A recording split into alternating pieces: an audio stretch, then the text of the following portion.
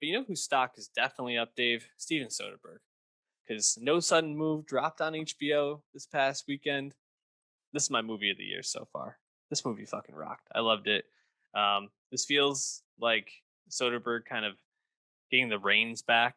Um, you know, we we've been talking about him a lot. I feel like out of everybody that we usually, in the past year, we haven't been talking about a lot of people.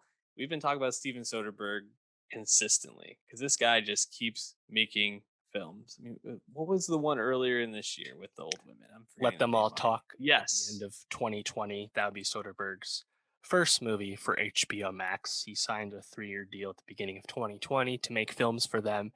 And given how quickly he makes films, it's probably good bang for your buck from Warner Brothers and friends, because his third film on that deal, Kimmy, starring Zoe Kravitz, is already in production.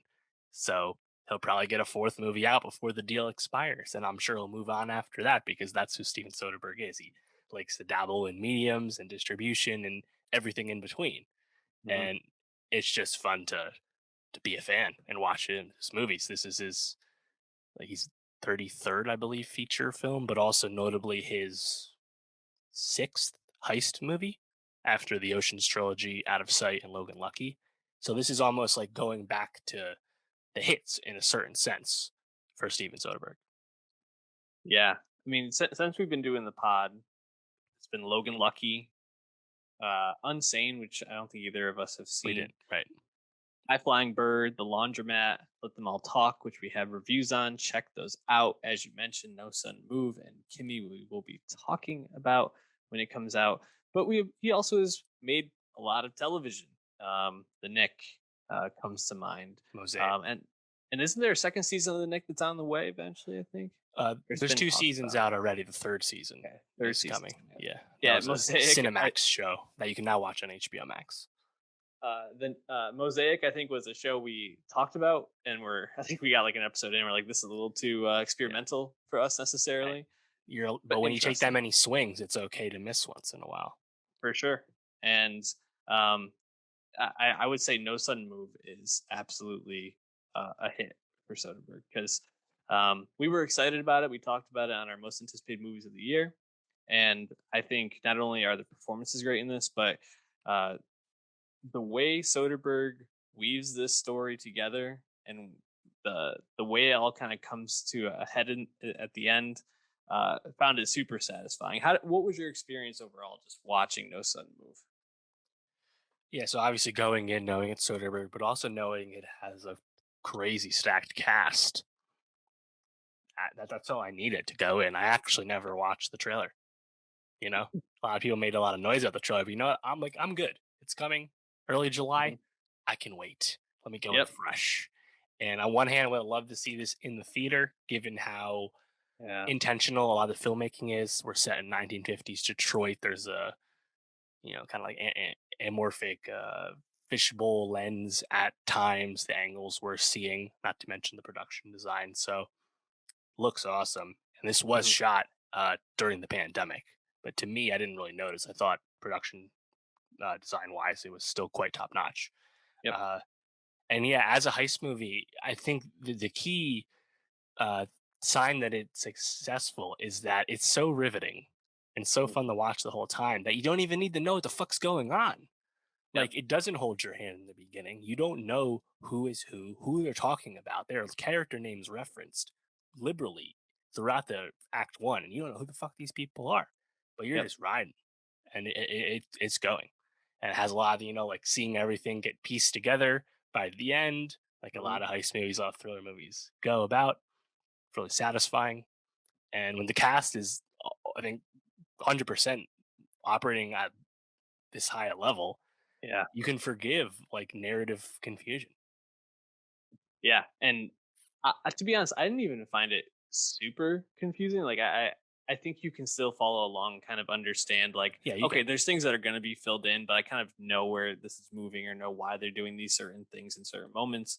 Um, I think the best sign for me was I got about like I don't know 3/4 of the way through the movie, and I realized that the only time I had really checked my phone was to look up something that had been talked about in the movie. And that was to, I think, just look up the redlining practices and the neighborhood that was referenced that Right. was being kind of taken down and built up for condominiums and apartments instead of the vibrant neighborhood it was, in the black neighborhood there, I should say. Um, I think this movie probably is like up there with some of my favorite Soderbergh because it has all of his trappings, but it kind of operates on a level that um, I just found it to be really, really well pieced together, and every character that comes in kind of gets their moment, and then it kind of moves on to the next character, whatever they're doing. So I think about like Kieran Culkin, for example. He's in the movie for like 20 minutes. He fucking steals those 20 minutes he's in. Like everything he's doing, I'm like, oh, this is exactly why he's great in Succession. He just has this energy that he's bringing, and then he's out, and then the movie kind of totally flips, and you're on to like the next thing, like David Harbour having to go and get the thing out of the safe. You see, Don Cheadle reacting to Kieran Culkin being killed, and or him killing Kieran Culkin, and then like reacting to it all, and like that coolness of it, of that character. It's just like everybody kind of gets that night, that moment, and the seams don't show it all. It's really, really well done. I don't know if I necessarily found all the filmatic flourishes, like when he would go to like the fishbowl lens. I'm not sure if there was more meaning to that, or it's just him kind of trying out something stylistically and seeing how it worked or how it looked. Um, but I found it all to be really enjoyable. Um, I don't know. I really can't say enough good things about this movie. Um, I don't want to spoil too much because I don't know how many people have seen it. I think it's probably Mhm. hard to know, but it's available. So Yeah. if you gotten this far, I'd just say tune off and maybe we can go into some of the finer details of it. Yeah. Um, I think especially I wanted to talk about the surprise of Matt Damon showing up at the end. So How was did it a you? surprise for you? It was a surprise for me. See, Did you know it was coming? I knew he was in a cameo role. Oh, Yeah, so I knew it was coming, and I kind of had a feeling when like the two people, the two like gangster, not gangsters, but like big names you keep hearing about are Aldrich. um, Ray Liotta's character Frank Capelli and Bill Duke's Aldrich Watkins, like the two Hmm. gangsters, the white guy and the black guy. And then you also hear about like the buyer, which is Mr. Big, Mike Lowen, and that's that. And I kind of got an inkling that that might be where Matt Damon's going to pop up because Yep. I kind of was already familiar with the cast, so I'm like, we've gotten just about everybody else. Wonder where Matt Damon fits in, you know? Hmm. And great scene. You know, that's Damon Absolutely. at his most Damon. You know, Yep. incredibly charismatic, incredibly talky. You Hmm. know, and of course he's a Soderbergh vet from the Ocean's movies, just like Don Cheadle, Yep. and Del Toro's a Soderbergh vet as well. So I love the scene with Damon. It was awesome. Yeah. Not only that scene, but the scene when John Hamm brings him the money at the end. Hmm. Hilarious. I wish I could cut you in, but here, take any liquor you want over It's here. a $80 retail. No, uh I love the best when Ham is like, oh, it's actually 400. 406,000. Must have miscounted. But Hilarious. you know, kind Uh, of like the like it's out, it's like open and out there, but not like the main crux of the storytelling. But the redlining practice happening in mhm. 1950s Detroit, a terrible part of the history of many cities in the U.S. That's very present in the film, as well as something that isn't really fully explained till the end. You realize that these documents and stuff are related to car companies and stuff. We are in Detroit in the 50s, Motor City after all. But then you realize that it's related to a conspiracy by the American car manufacturers to Mhm. delay uh, environmentally protective technology, namely the catalytic converter, which of course I think everyone with a car is familiar with at this point. Mhm. And just having that be what it's about, I was like, wow, didn't expect that. Yeah. And to kind of tie this thing in, that I just wanted to go and read more about, and I think not only to have something that small, like when Damon said like catalytic converters will never be able to fit underneath the hood of a car, blah blah, and like there's no way of all this stuff, and then um to go and like read about how horrible it is, and have Matt Damon just kind of symbolize this overall sliminess of these big corporations, these CEOs, like embody that so well, and have all the like social commentary kind of interacting with all these people, especially the way that Cheadle's character Kurt kind of ends up, where Aldrich takes him out to Kansas City, and he's like, we have this much money. How much do you think is fair? And he's like, I just want my 5,000, and like that's it. And he's like, okay, enjoy KC. Like, I just thought that was like such a perfect ending for that character.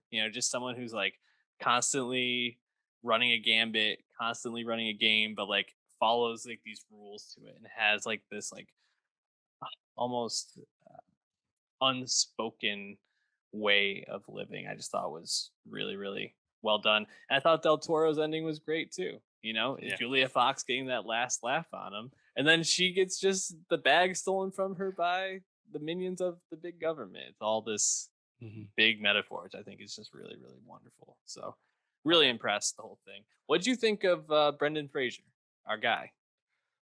Happy to see him in a film. I believe the comeback happened a few years ago when he was the lead of Trust, the Getty kidnapping FX series, and he had some Me Too stories of his own.